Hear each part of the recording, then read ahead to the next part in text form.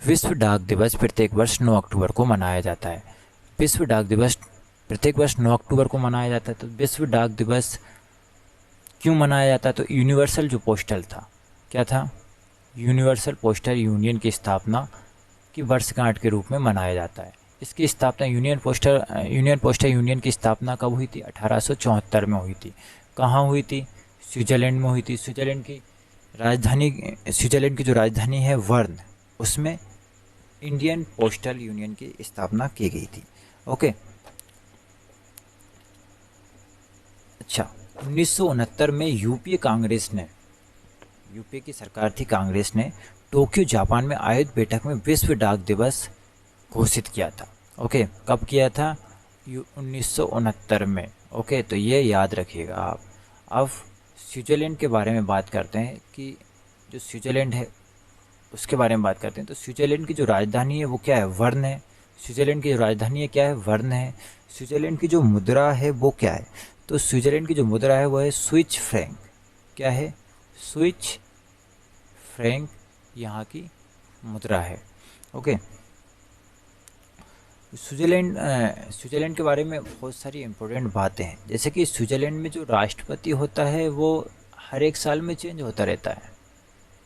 हर साल, एक साल में एक ही बार जो मतलब एक साल में चेंज हो जाता है राष्ट्रपति यहाँ का। ओके।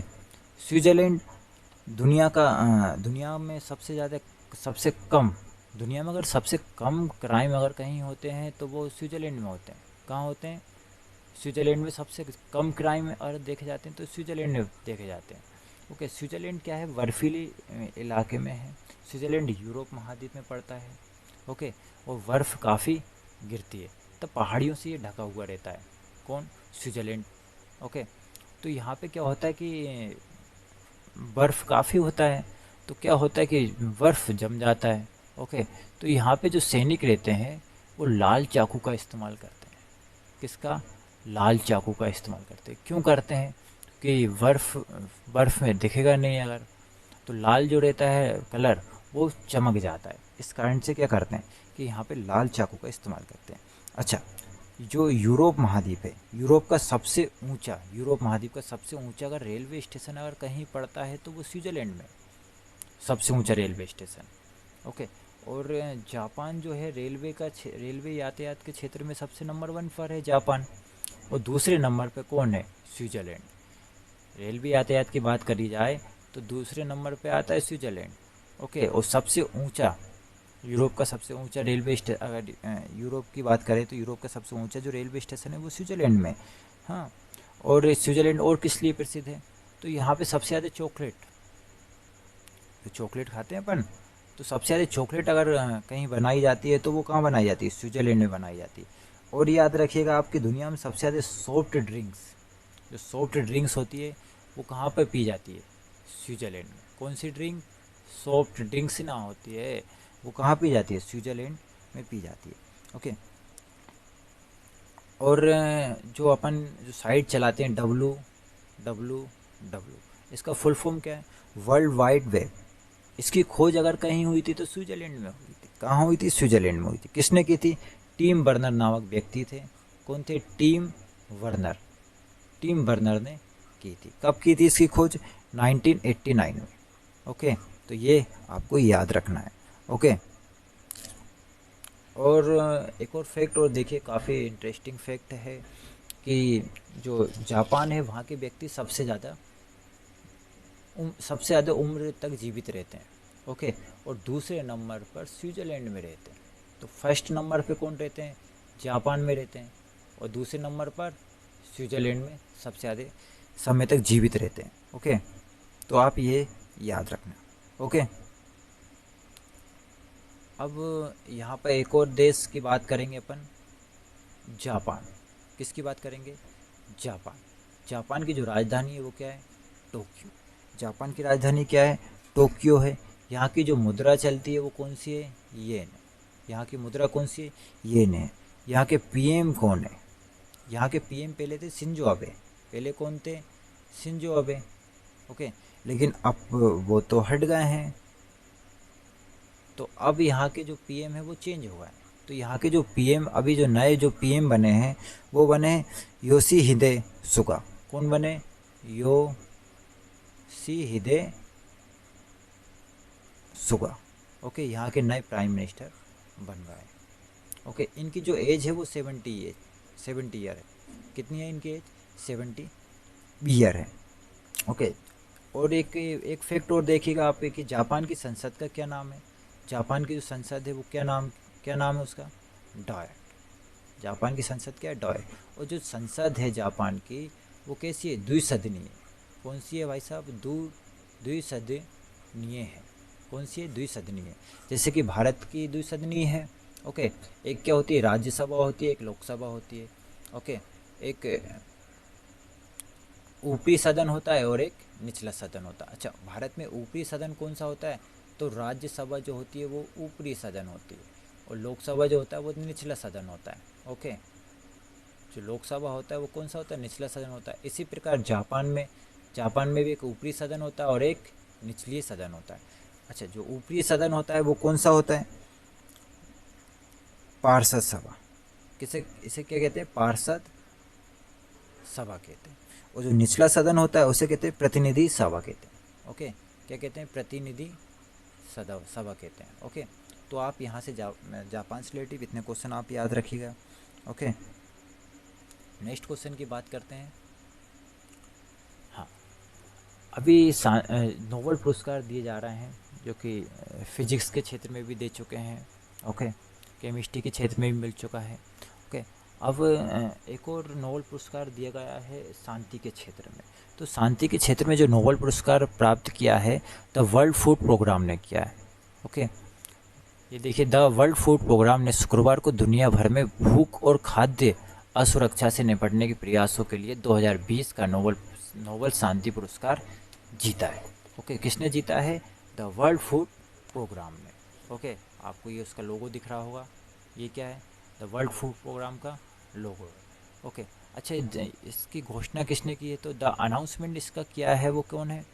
वेरिट राइस एंडरसन ने इसकी घोषणा की है। ओके, ये देखिए आप, ये इसका हेडक्वार्टर है। ओके, और ये WFP का लोगो है। ओके, अच्छा, जो WFP है उसकी स्थापना कब की गई है? तो उसकी स्थापना जो हुई है वो कब हुई है? 9 दिसंबर 1961 में की गई है। अच्छा, जो इसका हेडक्वार्टर है वो कहाँ पर है? मुख्यालय वो कहाँ पर है? रोम। कहाँ पर है भाई? रोम, इटली में है। ओके, इटली की जो राजधानी है वो क्या है? रोम है। इटली की राजधानी क्या है? रोम है। अच्छा, इटली की मुद्रा क्या है? इटली की मुद्रा भी पूछ सकते हैं ना, तो इटली की मुद्रा जो है वो याद रखिएगा आप, क्या है? यूरो है। क्या है इटली की मुद्रा? यूरो है। अच्छा, इटली के जो प्राइम मिनिस्टर हैं वो कौन है अभी? तो इटली के जो प्राइम मिनिस्टर हैं ज्यूसेप्पे कांटे।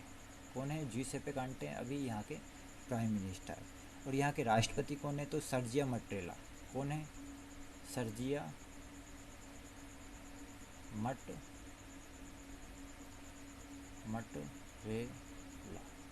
कौन है यहाँ के राष्ट्रपति? कौन है? सर्जिया मट्रेला। तो आप इतनी चीज़ याद रखिएगा कि यहाँ की जो राजधानी है वो क्या है? रोम है। ओके, मुद्रा जो है यूरो है। इसकी मुद्रा कौन सी है? यूरो है। पीएम कौन है? ज्यूसेप कांटे हैं। और राष्ट्रपति कौन है? सर्जिया मट्रेला है। ओके, तो आप इतने क्वेश्चन याद रखिएगा। ओके, और इस एक और क्वेश्चन देखिएगा आपकी, जिसको WFP के जो हेड हैं वो कौन है? डेविड वेस्ली हैं।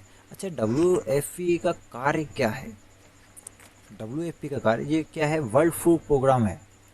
वर्ल्ड फूड प्रोग्राम इसका फुल फॉर्म है। ओके, ये संयुक्त राष्ट्र की खाद्य सहायता शाखा है। UN होता है, क्या होता है भाई? UN होता है, उसकी क्या है? खाद्य शाखा है। कौन है? WFP। ओके, ये दुनिया का सबसे बड़ा मानवीय संगठन है। दुनिया का सबसे बड़ा मानवीय संगठन है। ये कितने देशों में फैला हुआ है? 83 देशों में।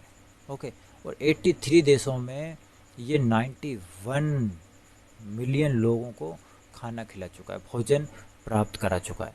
तथा इसका कार्य क्या रहता है, जो कि भूखों को क्या कराता है, ये भोजन मुहैया कराता है और खाद्य सुरक्षा को बढ़ावा देता है। ओके, तो आप ये याद रखिएगा। अब नेक्स्ट क्वेश्चन की बात करते हैं कि अभी फोर्ब्स ने जारी की सबसे अमीर भारतीयों की सूची। ओके, उद्योगपतियों की सूची जारी करता है फोर्ब्स। ओके, ये एक पत्रिका है। ओके, इसने 100 भारत के 100 सबसे अमीर व्यक्तियों की सूची जारी की। उसमें मुकेश अंबानी जो है वो फर्स्ट रैंक पर है, फर्स्ट नंबर पर है। ओके, और ये 13 साल से लगातार पहले नंबर पर है मुकेश अंबानी जी। ओके, इनके पास लगभग इतने 88.7 अरब डॉलर की संपत्ति है। और जो दूसरे नंबर पर है वो है फोर्ब्स की सूची में दूसरे नंबर पर गौतम अडानी। दूसरे नंबर पे कौन है, गौतम अडानी। इनके पास संपत्ति जो है 5.2 अरब डॉलर है। अच्छा, फोर्ब्स की जो सूची जारी हुई उसमें भारत की 3 महिलाओं भी शामिल है जो कि उद्योग के क्षेत्र में। तो पहली है सावित्री जिंदल, 19वें स्थान पर है। ओके, सावित्री जिंदल जो कि ओपी ग्रुप है, ओपी जिंदल समूह है। ओके, किरण मजूमदार शाह है जो कि कौन से नंबर पर है, 27वें स्थान पर है। ओके, ये कौन से स्थान पर है, 27वें स्थान पर है। और थर्ड नंबर पे लीना तिवारी, कौन है, लीना तिवारी, ये 47वें स्थान पर है। अच्छा, जो किरण मजूमदार शाह है वो है वाईकॉन की, किसकी है, वाईकॉन। और लीना तिवारी जो है वो यूएसबी की है, किसकी है, यूएसबी की है। ओके, अच्छा, फोर्ब्स के बारे में बात करते हैं। तो वो जो फोर्ब्स है उसकी स्थापना कब हुई, फोर्ब्स की जो स्थापना हुई वो कब हुई, 15 सितंबर को, 15 सितंबर 1917 को इसकी स्थापना हुई। अच्छा, इसका मुख्यालय कहाँ है, न्यूयॉर्क में। कहाँ है इसका मुख्यालय, न्यूयॉर्क में। अच्छा, तो न्यूयॉर्क की राजधानी क्या है, नहीं सॉरी, जो न्यूयॉर्क है वो अमेरिका में पड़ता है। कहाँ पड़ता है, अमेरिका में पड़ता है। ओके, और ये अमेरिका का क्या है, सबसे बड़ा नगर है, अमेरिका का सबसे बड़ा नगर है। इसे गगनचुंबी इमारतों का नगर भी कहा जाता है। ओके, गगनचुंबी इमारतें भी काफ़ी हैं यहाँ पे, आपको दिख रही होगी फोर्ब्स की बिल्डिंग। ओके, और गगनचुंबी इमारतों का नगर और एम्पायर सिटी भी कहा जाता है। क्या कहा जाता है भाई, एम्पायर सिटी भी इसी को कहा जाता है। तो याद रखिएगा, एम्पायर सिटी गगनचुंबी इमारतों का नगर। ओके, अमेरिका का सबसे बड़ा नगर है। ओके, यहाँ पे जनसंख्या भी काफ़ी है और तथा घनत्व यहाँ पे सबसे ज़्यादा है अमेरिका का, न्यूयॉर्क सिटी में सबसे ज़्यादा घनत्व देखने को मिलता है।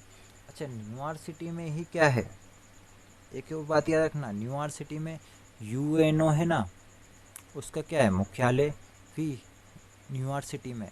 और न्यूयॉर्क में कौन सा एक और किसका मुख्यालय है, तो याद रखिएगा यूनिसेफ का मुख्यालय भी कहाँ है, यूनिसेफ, यूनिसेफ का मुख्यालय कहाँ है, न्यूयॉर्क में ही है। अच्छा, यूएनए की जो स्थापना हुई है वो कब हुई है भाई, यूएनए की जो स्थापना हुई है वो कब हुई है, तो यूएनए की जो स्थापना हुई है वो 1945 में हुई। कब हुई है, 1945 में यूएनए की स्थापना हुई। ओके, 24 अक्टूबर 1945 को हुई। अच्छा, जब स्थापना हुई थी इसमें कितने सदस्य थे, 50 सदस्य थे। लेकिन अब अभी बात की जाए करंट में तो कितने सदस्य हो गए इसमें, 193 सदस्य इसमें हैं।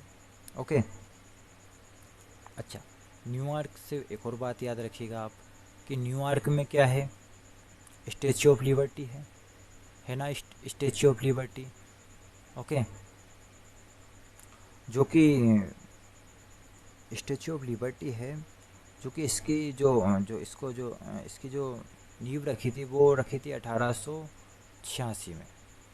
ओके, अच्छा, जो स्टैच्यू ऑफ लिबर्टी है, क्या है भाई, statue of liberty, of liberty, जो इसका जो डिज़ाइन जो किसने तैयार किया था, डिज़ाइन भी पूछ सकते हैं, कोर्स डिज़ाइन का पेपर में काफ़ी आता है कि इस स्टैच्यू ऑफ लिबर्टी का जो डिज़ाइन किया था वो किसने किया था, एक प्रसिद्ध मूर्तिकार थे, कौन थे, फेडरिक ऑगस्ट वर्थली। कौन थे, फेडरिक ऑगस्ट बर्थोलेट। ओके, प्रसिद्ध मूर्तिकार थे, उन्होंने करी है। जो स्टैच्यू ऑफ लिबर्टी उसकी हाइट कितनी है, तो 151 फीट के समथिंग है। कितनी है? 151 के समथिंग इसकी हाइट है। ओके, ये याद रखना। और ये स्वतंत्रता, जो संयुक्त राज्य अमेरिका है उसके स्वतंत्रता का प्रतीक भी माना जाता है। ओके, भारत ने किया रुद्रम फर्स्ट का परीक्षण।